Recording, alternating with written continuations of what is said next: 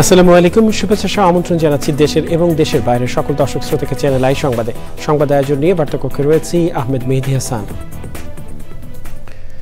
সংবাদের শুরুতেই চলুন জেনে নেওয়া যাক ফ্রেশ আটা ময়দা সুজি সংবাদ শিরোনাম। পবিত্র রমজান মাসের চাঁদ দেখা যাওয়ায় রোববার প্রথম রোজা শুরু। তারাবি আদায়ের পর শেষ রাতে সেহরি খাবেন ধর্মপ্রাণ মুসল্লিরা। মহানগরীর চিহ্নিত সন্ত্রাসীদের বিরুদ্ধে অল আউট অ্যাকশনে যাচ্ছে পুলিশ, বললেন ডিবি প্রধান। সরকারের জিরো টলারেন্স নীতি ঘোষণা। নতুন দল জাতীয় নাগরিক পার্টির জন আকাঙ্ক্ষা পূরণে কাজ করবে বলে আশা, মানুষের পাশে থেকে সময়োপযোগী উদ্যোগ নেয়ার তাগিদ। স্থানীয় সরকার সংস্কার কমিশনের রিপোর্ট জমা মার্চের মাঝামাঝিতে, ব্যয় কমাতে একই শিডিউলে সব পর্যায়ের স্থানীয় নির্বাচনের সুপারিশ। দেশে শিল্পে ব্যবহারযোগ্য ও রপ্তানি উপযোগী উচ্চ ফলনশীল আলুর বীজ উৎপাদন বাড়ছে। রপ্তানি নিশ্চিতে নতুন জাতের আলু চাষে আগ্রহী করার তাগিদ। এবং ইংল্যান্ডকে হারিয়ে বি গ্রুপের চ্যাম্পিয়ন হয়ে সেমিফাইনালে সাউথ আফ্রিকা। রানার্স আপ হিসেবে শেষ চারে অস্ট্রেলিয়া, বাদ পড়ল আফগানিস্তান।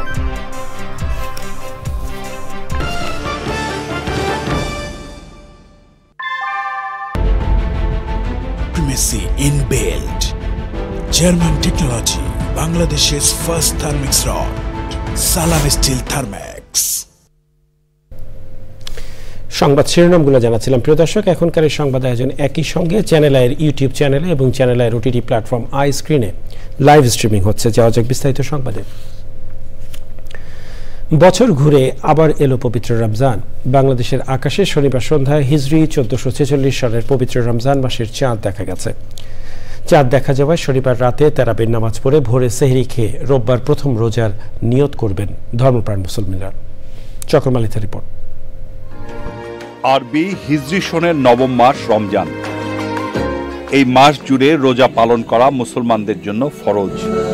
মহান আল্লাহ পাক এই মাসের প্রতিটি দিবস রজনীতে দান করেন মুষলধারায় বৃষ্টির মতো অশেষ রহমত। সন্ধ্যায় জাতীয় চাঁদ দেখা কমিটির সভায় জানানো হয়, এবছর আত্মশুদ্ধি, সংযম আর পুণ্য অর্জনের প্রথম রোজা রোববার। 17 ফাল্গুন 1431 বঙ্গাব্দ, 2 মার্চ 2025 খ্রিস্টাব্দ রোববার থেকে 1446 হিজরি সালের পবিত্র রমজান মাস গণনা শুরু হবে। রমজান মাসে প্রতিটি ফরজ আমলের সওয়াব আল্লাহ পাক 70 গুণ বাড়িয়ে দেন। রমজানের প্রথম 10 দিন রহমতের, মাঝের 10 দিন মাগফিরাতের আর শেষের 10 দিন মুসলমানরা এই এক মাস সিয়াম সাধনার পাশাপাশি দান খয়রাত সহ বিশেষ ইবাদতের মাধ্যমে আল্লাহর নৈকট্য ও করুণা লাভে সচেষ্ট থাকেন। আর রমজানের অন্যতম অনুষঙ্গ এশার নামাজের পর একসঙ্গে জামাতের সাথে তারাবির নামাজ আদায়। ঢাকা ও আশেপাশের এলাকায় আজ সাহারির শেষ সময় ভোর রাত 5টা 4 এবং প্রথম রোজায় ইফতার সন্ধ্যা 6টা 2। খোশ আমদেদ মাহে রমজান। ইফতার, সেহরি, ইবাদত বন্দিগি আর কর্মস্থলে নতুন সময়সূচিতে রমজান মাসে বদলে যায় মানুষের জীবনযাত্রা। Chakor Malitha, Channel I, Dhaka. Dhaka metropolitan police ডিবির প্রধান রেজাউল করিম মল্লিক বলেছেন, রমজানকে সামনে রেখে রাজধানীতে চিহ্নিত সন্ত্রাসীদের বিরুদ্ধে অল আউট অ্যাকশনে যাচ্ছে পুলিশ এবং গোয়েন্দারা।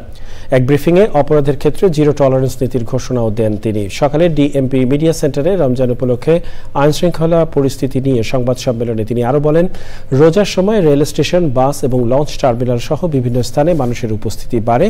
এসব জায়গায় নাশকতা ঠেকাতে গোয়েন্দা নজরদারি বাড়ানো হয়েছে।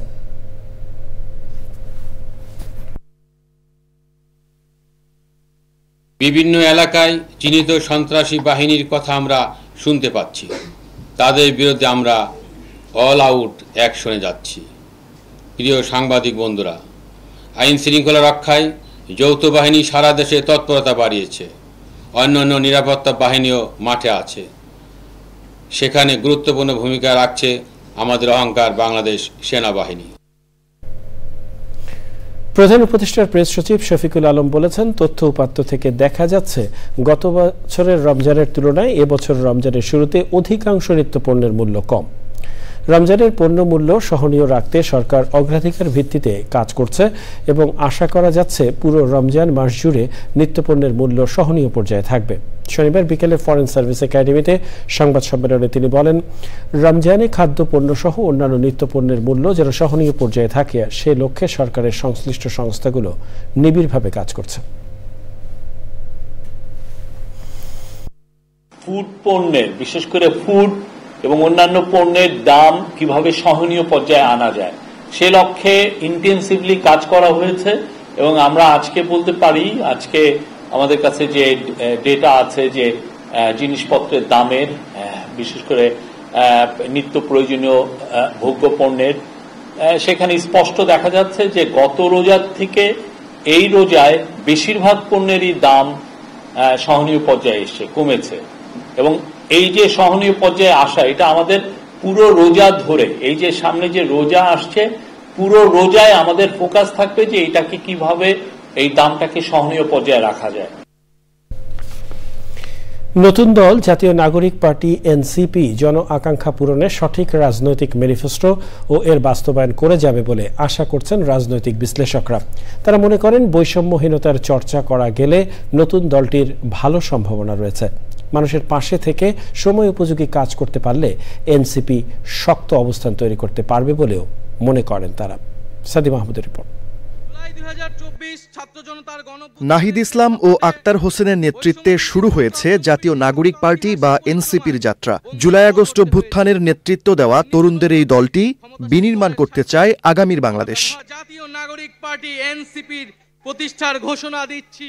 দেশ জুড়ে যখন নির্বাচনের দাবি, সেই মুহূর্তে নতুন দলের যাত্রা নিয়ে বিদ্যমান রাজনৈতিক দলগুলোর মধ্যে রয়েছে নানা প্রশ্ন।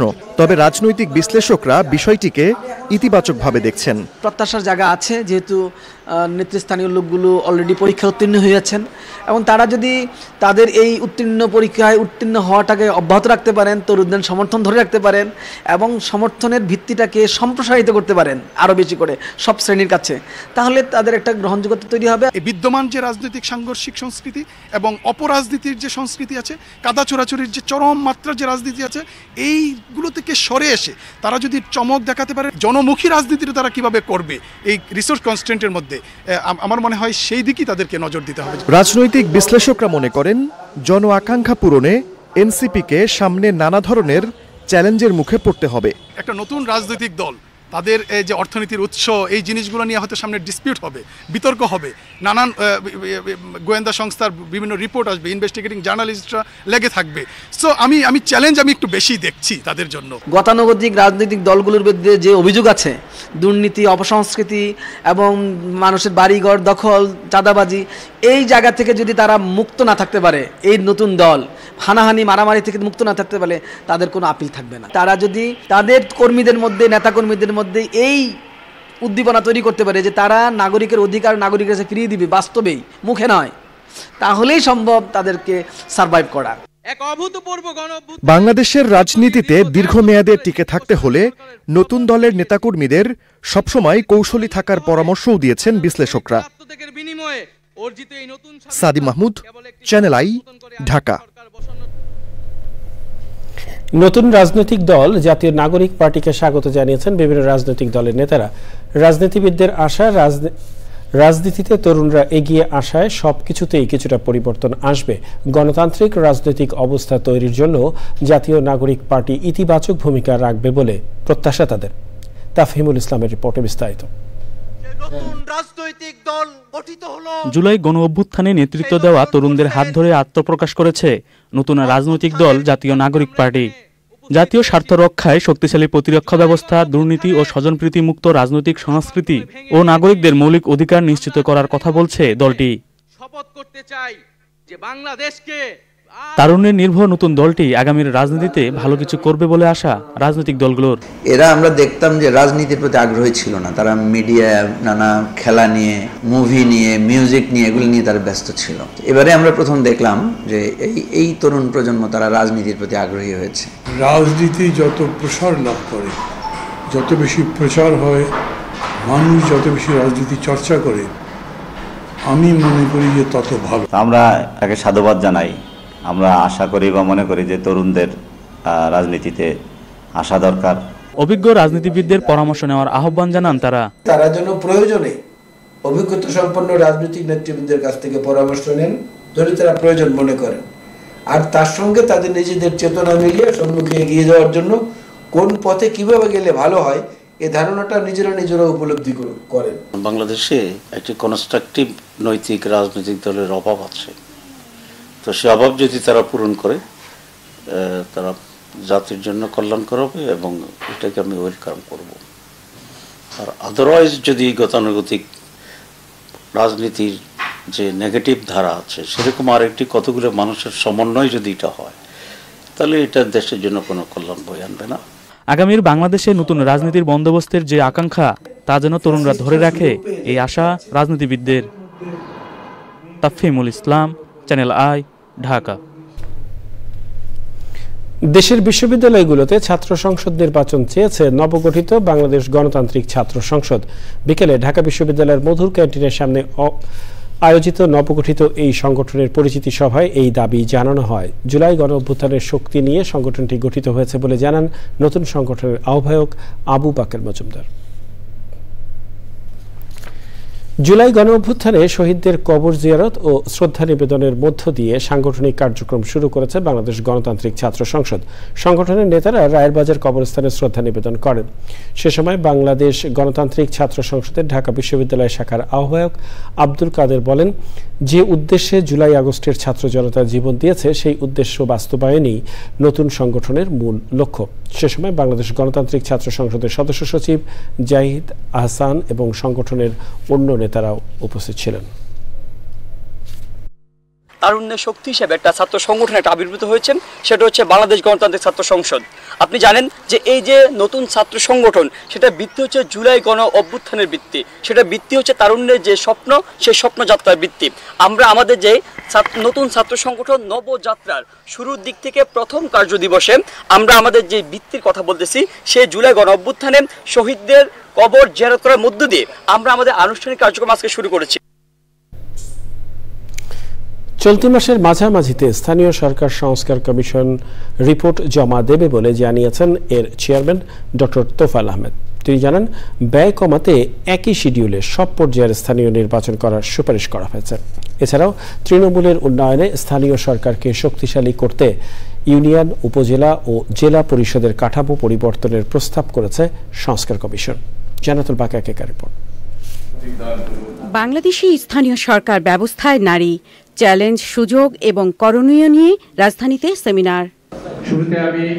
বার্ড ও জায়কার যৌথ উদ্যোগে অনুষ্ঠানে স্থানীয় সরকারের বিদ্যমান কাঠামোতে নারীর অংশগ্রহণ ও নানান সীমাবদ্ধতা তুলে ধরে একাধিক প্রবন্ধ উপস্থাপন করা হয়।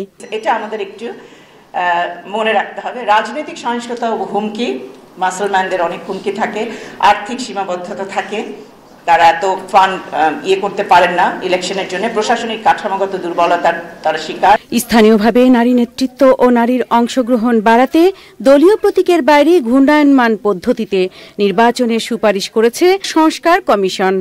এর মাধ্যমে নারীদের সমসুযোগ হবে, সেম কনস্টিটিউয়েন্সি হবে এবং সরাসরি নির্বাচিত হবে এবং তাদের একই রকম প্রিভিলেজ উপভোগ করবে। এছাড়াও বিচারকের তত্ত্বাবধানে সালিশ ব্যবস্থাপনা ও বিকল্প বিরোধ নিষ্পত্তির কার্যক্রম বাড়ানোর মাধ্যমে প্রান্তিক মানুষের বিচার পাওয়ার প্রস্তাব করেছে স্থানীয় সরকার সংস্কার কমিশন। এটা যে কোনোভাবে দেওয়ানি ফৌজদারি দুইটা আদালত উপজেলায় যেতে হবে, কারণ মানুষ এখন মামলা করতে পারছে না। আর মাঝখানে দেখতে পাচ্ছেন না একটা বিকল্প বিচার বিরোধ নিষ্পত্তি, এডিআর, একজন সিনিয়র অ্যাসিস্ট্যান্ট জাজ অথবা সহকারী জাজের নেতৃত্বে এটা এডিআর সিস্টেম প্রত্যেক থানায় অফিস করতে হবে এবং এই এডিআর সিস্টেমটা এই দেওয়ানি থেকেও পাঠাবে, ফৌজদারি থেকেও পাঠাবে যেগুলো আপোষে মীমাংসা করা যায় এগুলো নিয়ে বছরের পর বছর মামলা করার কোনো দরকার নাই। স্থানীয় সরকারকে শক্তিশালী করতে সংশ্লিষ্ট মন্ত্রণালয়ের নাম পরিবর্তনের সুপারিশ করেছে commission. Jannatul Baka, Keka, Channel I, Dhaka. Chips এবং ফ্রেঞ্চ ফ্রাই হিসেবে আলুর চাহিদা দিন দিন বাড়ছে, ফলে শিল্পে ব্যবহারযোগ্য আলুর বিভিন্ন জাতের বীজ উৎপাদন করছেন আলু বীজ উৎপাদনকারী প্রতিষ্ঠানগুলো। তারা বলছেন, আলুর রপ্তানি বাড়াতে হলে শিল্পে ব্যবহারযোগ্য আলু উৎপাদন বাড়াতে হবে।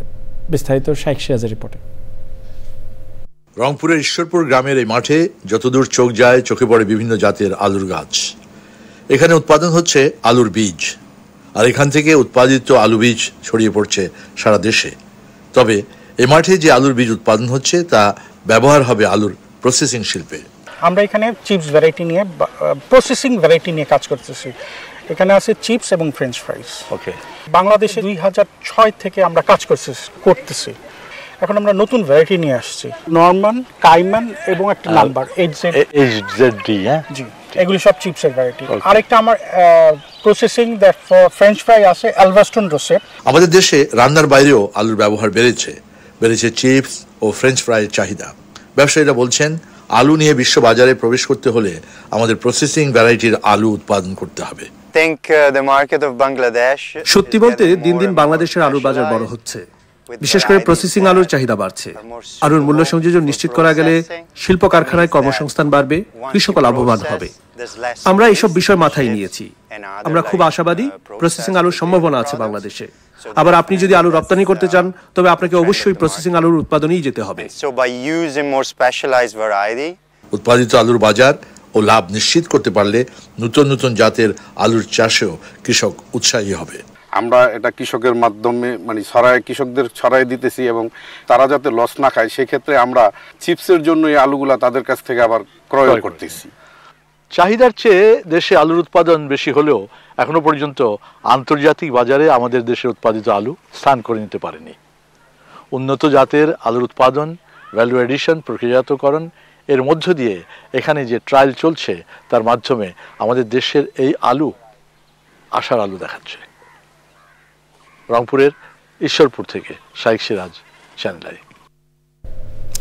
প্রিয় দর্শক, সংবাদের এই পর্যায়ে থাকছে আই স্পোর্টস। চলে যাচ্ছি পরবর্তী সংবাদে। প্রয়াত আব্দুল্লাহ আল নোমানের জীবন এবং কাজ যুগ যুগ ধরে তরুণ রাজনীতিবিদদের অনুপ্রাণিত করবে। রাজধানীর অফিসার্স ক্লাবে মরহুমের পরিবারের আয়োজনে কুলখানিতে এভাবেই স্মরণ করা হয় তাঁকে। রাজনীতিতে বিএনপির ভাইস চেয়ারম্যান মরহুম নোমানের দীর্ঘ সময় সহকর্মী, বন্ধু, পরিবারের সদস্যরা তার বর্ণাঢ্য ক্যারিয়ার নিয়ে আলোচনা করেন। দলটির কেন্দ্রীয় নেতাদের মধ্যে বক্তব্য রাখেন স্থায়ী কমিটির সদস্য নজরুল ইসলাম খান এবং মির্জা আব্বাস। এ সময় বিএনপির ভাইস চেয়ারম্যান আব্দুল আওয়াল মিন্টু, বিএনপি চেয়ারপারসনের উপদেষ্টা আব্দুল সালাম, দলটির প্রচার সম্পাদক শহীদুদ্দিন চৌধুরী অ্যানি সহ অন্যরা সে সময় উপস্থিত ছিলেন। পরে প্রয়াত আব্দুল্লাহ আল নোমানের রুহের মাগফিরাত কামনায় দোয়া করা হয়।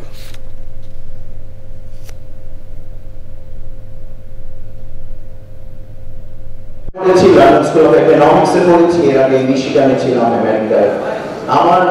আমার সারা জীবন কেটেছে এই শিখতে শিখতে শিখতে। আর এই শিক্ষকদের মধ্যে সর্বাগ্রে ছিলেন আমার বাবা আব্দুল্লাহ নোমান, বাবা হিসেবে নয়, ব্যক্তি আব্দুল্লাহ নোমান হিসেবে। প্রিয় দর্শক, সময় হলো কিছুক্ষণের বিরতি নেবার। আর বিরতির পরে অন্যান্য সংবাদের সাথে আরো জানিয়ে থাকছে। ওভাল অফিসে বৈঠকে ট্রাম্প জেলেনস্কির নজিরবিহীন উত্তপ্ত বাক্য বিনিময়ে যৌথ সংবাদ সম্মেলনে বাতিল হয়নি পূর্ব নির্ধারিত চুক্তি।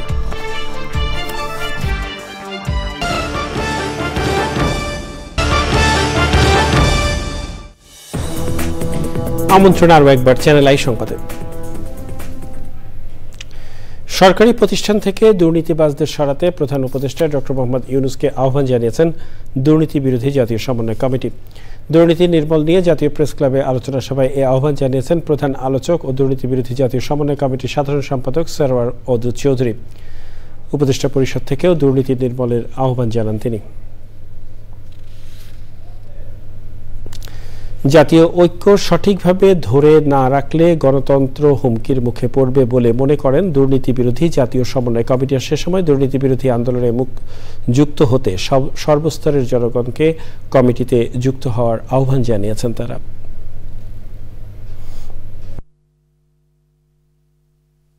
এখন যেই খেলাটা ভাই শুরু হয়েছে, আপনারা কি দেশটা বাঁচাইতে চান ভাই? চান? দেশটা বাঁচাইতে চান? আসেন ডক্টর ইউনূসকে বলি যে এই অযোগ্য উপদেষ্টা পরিষদ সরান, অযোগ্য উপদেষ্টা পরিষদ সরান। এই যারা নাকি বিদেশি টাকা খাইয়া যারা দালালি করতেছে এদেরকে সরান। আপনি একজন বিশ্ববরণ্য ব্যক্তিত্ব, সারা বিশ্ব আপনাকে সম্মান করে। আপনার মতো লোক এইভাবে অসহায়ের মতো কেন বসে থাকবেন? সারা দেশে যে কি একটা অবস্থা, এটা ভাষায় বর্ণনা করার মতো না। স্বরাষ্ট্র উপদেষ্টা অবসরপ্রাপ্ত লেফটেন্যান্ট জেনারেল জাহাঙ্গীর আলম চৌধুরী বলেছেন, মিয়ানমার সরকার ও রাখাইনের আরাকান আর্মি উভয়ের সাথে আনুষ্ঠানিক অনানুষ্ঠানিক যোগাযোগ রাখতে হচ্ছে। কক্সবাজার জেলা প্রশাসকের কার্যালয়ে স্বরাষ্ট্র ও কৃষি মন্ত্রণালয় কর্মকর্তাদের সঙ্গে মতবিনিময় সভা শেষে প্রেস ব্রিফিংয়ে তিনি বলেন, মিয়ানমার থেকে পণ্য আনার সময় সিটওয়েতে মিয়ানমার সরকার ও পরে সীমান্ত অতিক্রমের সময় আরাকান আর্মিকে ট্যাক্স দিতে হচ্ছে। এতে সীমান্ত বাণিজ্য পরিচালনায় নানা সমস্যা হচ্ছে। রোহিঙ্গা প্রসঙ্গে স্বরাষ্ট্র উপদেষ্টা বলেন, যত তাড়াতাড়ি সম্ভব তাদের ফেরত পাঠানোর চেষ্টা করছে সরকার। এখন হয় কি দেন, ওই ইসের থেকে কিন্তু জিনিসপত্র আনার সময় সীমা মিয়ানমার এলাকা ধরেন ইসের থেকে মাল সিটওয়ে থেকে মাল আসবে, ওরা ওখান থেকে ট্যাক্স নেয়। আবার এদিকটা ক্রস করার সময় আরাকান আর্মিও নেয়। এটা একটা ডিফিকাল্ট সিচুয়েশন, কিন্তু এই জন্য কিন্তু হাই রিপ্রেজেন্টেটিভ করা হয়েছে একজন খলিলুর রহমান ভাইরে দিয়া, মানে উনি উপদেষ্টাদেরই সহমর্যাদার। এইটাকে কিভাবে সলভ করা যায়, এই জন্য সরকারও কিন্তু চিন্তা করে। এটা একটা বড় ধরনের সমস্যা। যেহেতু কক্সবাজার যদিও অফিসিয়ালি 12 লাখ রোহিঙ্গাকে এখানে আশ্রয় দেওয়া হয়েছে, কিন্তু সংখ্যা কিন্তু আরো বেশি এবং তারা কিন্তু বিভিন্ন অপকর্মের সাথে জড়িয়ে গেছে, এখন তাদের আমরা কত তাড়াতাড়ি আমরা যদি তাদের এলাকায় বা তারা যেই এলাকার বাসিন্দা, যেই দেশের বাসিন্দা ফেরত দিতে পারি, অতই আমাদের জন্য মঙ্গল। নিটল টাটা, আন্তর্জাতিক সংবাদ।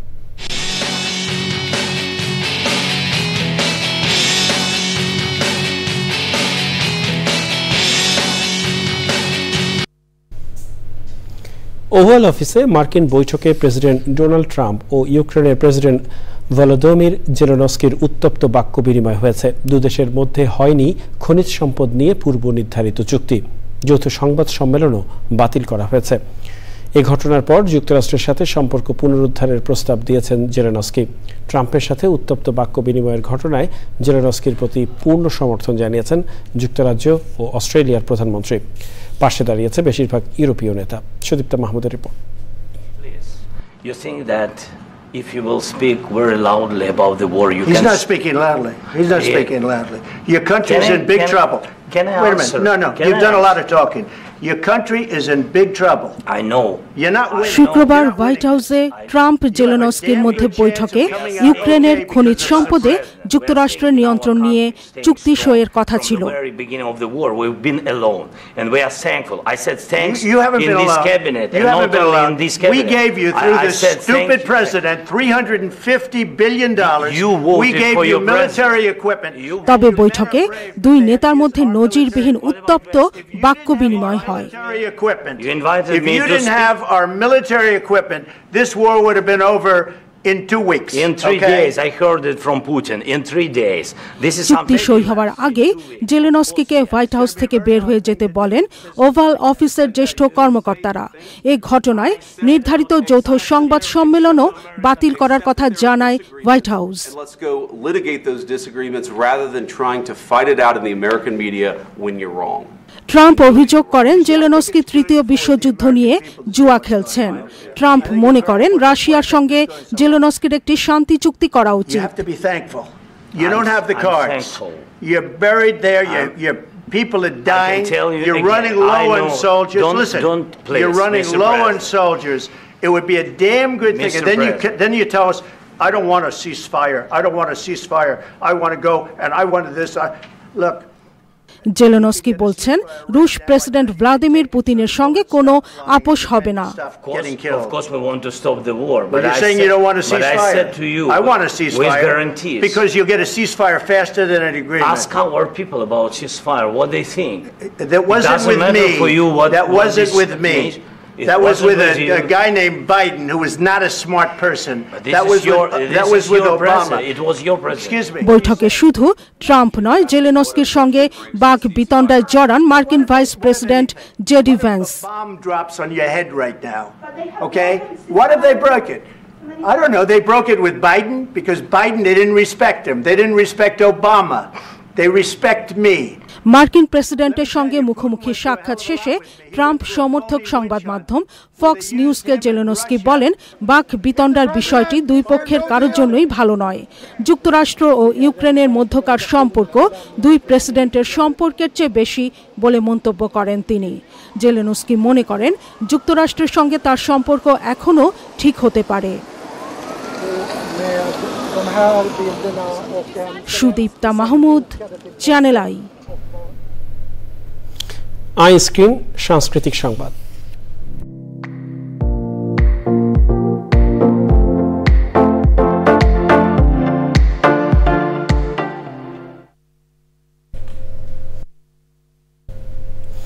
বিনোদনের দুনিয়া ওটিটি প্ল্যাটফর্ম আই স্ক্রিনে প্রদর্শন করা হচ্ছে নাটক সেদিন ছিল শুক্রবার। সত্য মিথ্যার গল্প নিয়ে এগিয়েছে নাটকটির গল্প। নাটকটি নির্মাণ করেছেন পুনর্জন্ম খ্যাত নির্মাতা ভিকি জাহেদ, যেখানে মূল চরিত্রে অভিনয় করেছেন তটিনী ও তৌসিফ জুটি। আই স্ক্রিন সাবস্ক্রাইব করে নাটকটি উপভোগ করতে পারবেন দর্শক।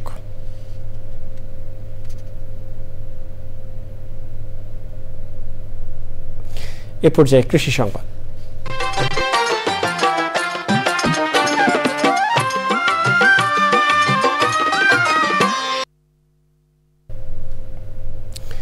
মেহেরপুরে গাছে গাছে শোভা পেতে শুরু করেছে আমের মুকুল। প্রাকৃতিক দুর্যোগ, হুপার পোকার সংক্রমণ প্রতিরোধ সহ ফলের গুটি যেন ঝরে না যায়, তাই গাছের পরিচর্যায় ব্যস্ত সময় পার করছেন সংশ্লিষ্টরা। সঠিক পরিচর্যা এবং আবহাওয়া অনুকূলে থাকলে ফলন ভালো হবার আশা করছেন বাগান মালিকরা। মেহেরপুর প্রতিনিধি গোলাম মোস্তফার রিপোর্ট। এবছর মেহেরপুরে 2670 হেক্টর জমিতে আম বাগান হয়েছে। উৎপাদনের লক্ষ্যমাত্রা 38,298 মেট্রিক টন। গেল বছর প্রাকৃতিক দুর্যোগ ও হপার পোকার সংক্রমণে আমের উৎপাদন কম হয়েছিল। এবছর আগে থেকে বাগান পরিচর্যা, হপার পোকা দমনে অগ্রিম কীটনাশক প্রয়োগসহ গাছের সার ও পানির ব্যবস্থা করায় ব্যাপক মুকুল এসেছে। এবার মূল খুব ভালো হয়েছে, মুকুল আশা করছি আমরা খুব ভালো হবে। আম আমাদের এবার গতবার ছাড়া অনেক বেশি হবে। প্রকৃত দুর্যোগ না হয় এবার আমের ব্যবসাটা হবে, লাভের অঙ্কটা একটু আলাদা বেশি হবে, মানে মূল 100 যখন হয়েছে। প্রাকৃতিক দুর্যোগ না হলে ও আমের বাজার দর ভালো পেলে লাভবান হবেন বাগান মালিক ও ব্যবসায়ীরা।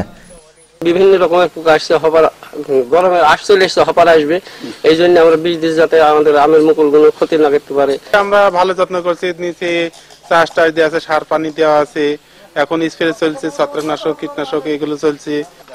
আমের মুকুল ঝরে যাওয়া রোধে সেচ, সার, ওষুধি স্প্রে সহ বিভিন্ন পরামর্শ দিচ্ছে কৃষি বিভাগ।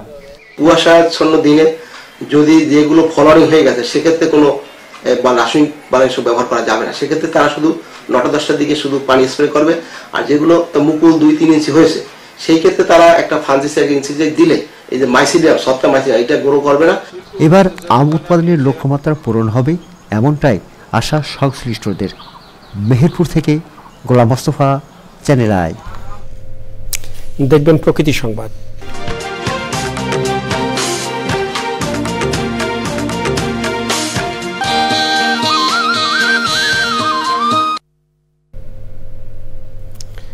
জলবায়ু পরিবর্তনের বিরূপ প্রভাবের হুমকিতে ভোলার অন্যতম পর্যটন দ্বীপ চর কুকরিমুকরি।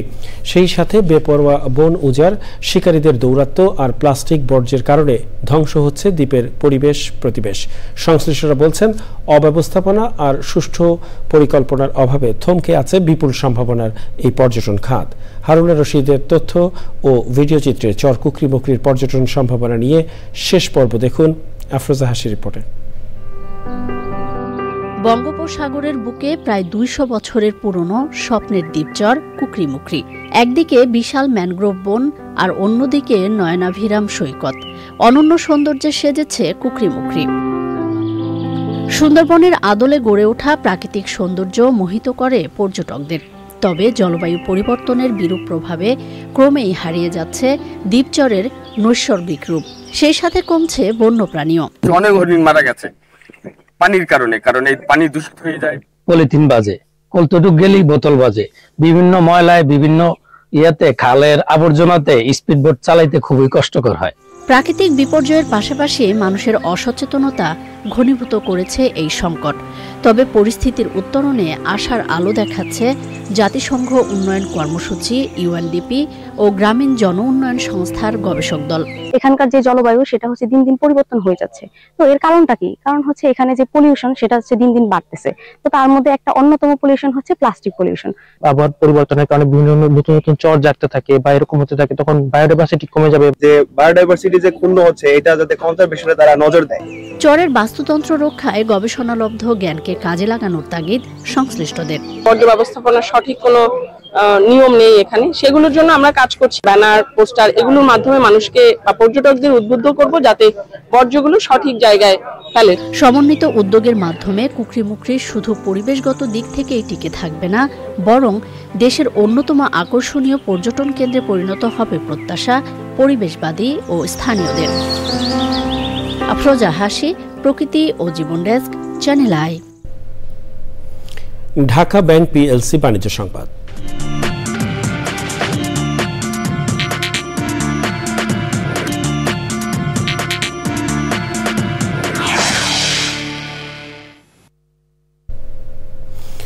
নওগাঁ ও চাঁপাইনবাবগঞ্জে গ্রাহকদের জন্য মেগা সার্ভিস ক্যাম্পের আয়োজন করেছে হিরো বাংলাদেশ। এই সার্ভিস ক্যাম্পে ইঞ্জিনিয়ারদের তত্ত্বাবধানে কারিগরি সহায়তা দেওয়া হয়েছে। এছাড়া ছিল free labour, free bike foam wash, genuine পার্সে 10% এবং ইঞ্জিন অয়েলে 5% ছাড়। 3 দিন ব্যাপী এই ক্যাম্প নওগাঁ ও চাঁপাইনবাবগঞ্জে অনুষ্ঠিত হয়েছে। অনুষ্ঠানে মেগা সার্ভিস ক্যাম্পে চ্যানেল পার্টনার সহ স্থানীয় গণ্যমান্য ব্যক্তিরা উপস্থিত ছিলেন। সময় হলো আবারও কিছুক্ষণের বিরতি নেবার, আর বিরতির পরে আরো জানিয়ে ফিরছি।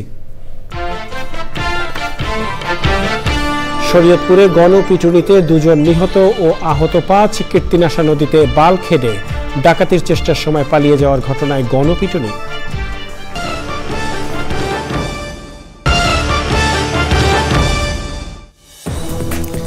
বিরতির পরে আবারও আমন্ত্রণ চ্যানেল আই সংবাদে। শরীয়তপুরে ডাকাতির চেষ্টার ঘটনায় গণপিটুনিতে 2 জনের মৃত্যু হয়েছে, আহত 5 জন। এর আগে ডাকাতদের গুলি এবং ককটেলের আঘাতে আহত 4 জন হাসপাতালে চিকিৎসাধীন। শুক্রবার রাত 11টার দিকে মাদারীপুর কীর্তিনাশা নদীতে একটি বাল্ক হেডে ডাকাতির চেষ্টার সময় কর্মচারী এবং এলাকাবাসীর প্রতিরোধের মুখে শরীয়তপুরের দিকে পালিয়ে যায় ডাকাতরা। পরে শরীয়তপুর এলাকাবাসী তাদের ধরে পিটুনি দেয়। শরীয়তপুর প্রতিনিধি SM মুজিবুর রহমানের রিপোর্ট। মাদারীপুর থেকে ডাকাতদের একটি সংঘবদ্ধ দল শরীয়তপুরে ঢুকেছে এমন তথ্য ছড়িয়ে পড়ে সামাজিক যোগাযোগ মাধ্যমে। এরপর বিভিন্ন এলাকায় মসজিদের মাইক থেকে সতর্কবার্তা প্রচারে ডাকাত প্রতিরোধে স্থানীয়রা টর্চ লাইট ও লাঠিসোঁটা নিয়ে কীর্তিনাশা পারে জড়ো হয়। রাত আনুমানিক 11:15টার দিকে আঙ্গারিয়া এলাকা থেকে রাজগঞ্জ পর্যন্ত হাজারো জনতা নদী এবং নদীর পাড়ে ভিড় জমায়। স্থানীয়দের প্রতিরোধের মুখে ডাকাত দল স্পিড বোট রেখে গুলি ও ককটেলের বিস্ফোরণ ঘটিয়ে ডোমসার এলাকার দিকে যাওয়ার চেষ্টা করে। ডাকাতদের গুলি ও ককটেলের আঘাতে আহত হয় 4 এলাকাবাসী। এ সময় গণপিটুনির কবলে পড়ে 7 ডাকাত। পুলিশ ডাকাতদের উদ্ধার করে শরীয়তপুর সদর হাসপাতালে নিয়ে গেলে চিকিৎসক 2 ডাকাতকে মৃত ঘোষণা করেন। আমাদের উদ্দেশ্য করে গুলি ছেলে এবং ককটেল বিস্ফোরণ করে তাদের এগুলো এক পর্যায়ে শেষ হওয়ার ফলে তারা নিরিবিলি একখানে স্পিড বোট থেকে তারা পালিয়ে যাচ্ছিল, কিন্তু আসলে এলাকার জনগণ সবাই নেমে যাওয়ার কারণে তারা আসলে পালাতে ব্যর্থ হয়। মাইকে শুনতে পাই আসি মুন্সিয়ার আইসা শুনতে পাই যে ওরা ওই যে আপনার ওই ট্রলার দিয়া ওই জাহাজ দিয়া আটকানো হয়েছে। আটকানোর পরে ওরা মনে করেন গুলি এবং ককলেট সরছে। 7 জনের মধ্যে 5 জন আশঙ্কাজনক অবস্থায় আসছে, তাদেরকে প্রাইমারি চিকিৎসা দেওয়া হয়েছে। আর 2 জন আসার পর আমরা দেখে তাদেরকে মৃত পেয়েছি, তারা জীবিত নেই। ডাকাতির ঘটনা প্রতিরোধে প্রয়োজনীয় ব্যবস্থা গ্রহণের আশ্বাস পুলিশ সুপারের।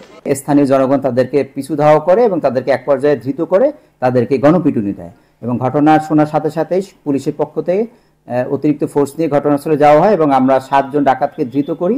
জনগণের সাথে মিশে যাওয়া আর এক ডাকাতকে শনিবার সকালে পুলিশের হাতে তুলে দেয় জনতা।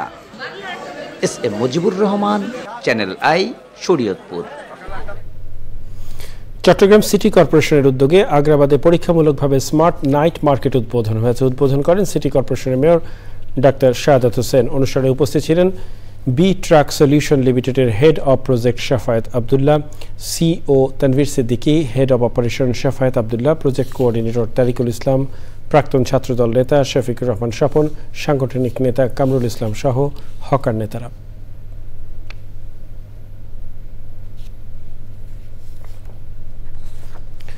পবিত্র মাহে রমজানে মাসব্যাপী গণ ইফতারের আয়োজন করবে আমার বাংলাদেশ পার্টি বা এবি পার্টি। রাজধানীর কেন্দ্রীয় কার্যালয়ে সংবাদ সম্মেলনে এই ঘোষণা দেন দলের চেয়ারম্যান মুজিবুর রহমান মঞ্জু। তিনি বলেন, প্রতিদিন কয়েক হাজার ছিন্নমূল ও অসহায় মানুষের জন্য ইফতারে স্বাস্থ্যসম্মত পুষ্টিকর খাবার বিতরণের কর্মসূচি রাখা হয়েছে। রমজানে দ্রব্যমূল্য সহনীয় মাত্রায় রাখা, আইন শৃঙ্খলা পরিস্থিতি নিয়ন্ত্রণ ও যানজট নিরসনকে সরকারের জন্য পরীক্ষা হিসেবে উল্লেখ করে তিনি বলেন, এই পরীক্ষায় সরকারকে পাশ করতে হবে, অন্যথায় এই সরকারের দ্বারা একটি অবাধ, নিরপেক্ষ, গ্রহণযোগ্য ও অংশগ্রহণমূলক নির্বাচন করা সম্ভব হবে কিনা তা নিয়ে অনাস্থা সৃষ্টি হবে। সময় হলো আবারও কিছুক্ষণের বিরতি নেবার, আর বিরতির পরে খেলার সংবাদে জানিয়ে ফিরছি।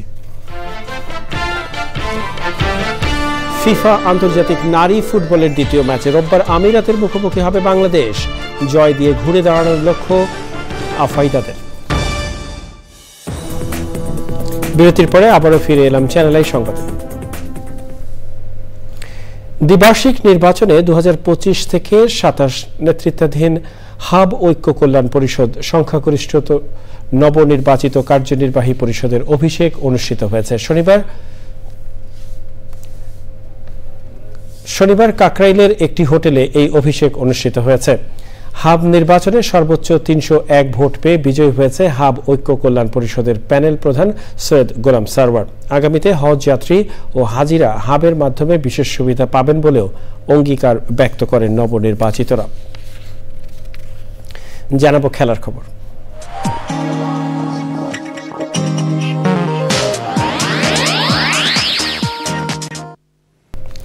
প্রিয় দর্শক, এ পর্যায়ে জানিয়ে দিচ্ছি দেশের 8 বিভাগে পয়লা রমজানের সেহরি ও ইফতারের সময়সূচি। ঢাকা সেহরির শেষ সময় 5টা 4, ইফতার 6টা 2। চট্টগ্রাম সেহরির শেষ সময় 4টা 59, ইফতার 5টা 57। রাজশাহীর সেহরির শেষ সময় 5টা 11, ইফতার 6টা 9। খুলনা সেহরির শেষ সময় 5টা 7, ইফতার 6টা 5।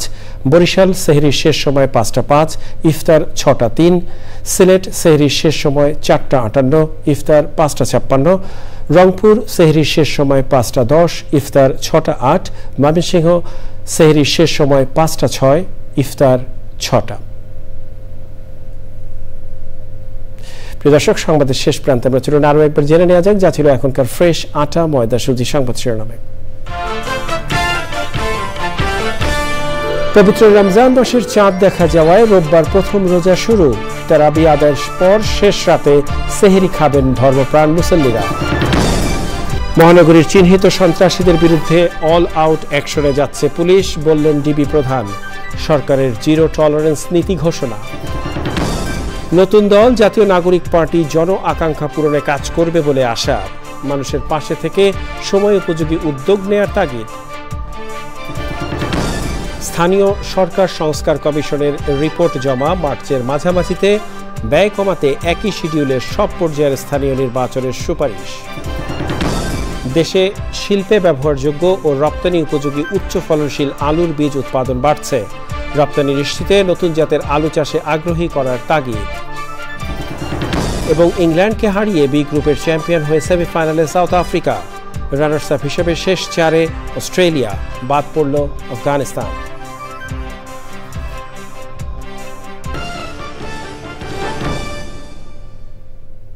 প্রিয় দর্শক, চ্যানেলের সর্বশেষ সংবাদ জানতে ভিজিট করুন channelionline.com এ। যুক্ত থাকুন আমাদের সোশ্যাল মিডিয়া প্ল্যাটফর্মগুলোর সাথে। এর সাথে শেষ করছি এখনকার সংবাদ আয়োজন। সংবাদে এতক্ষণ আমাদের সাথে থাকার জন্য সংবাদ টিমের সবার পক্ষ থেকে আপনাদের আবারও শুভেচ্ছা।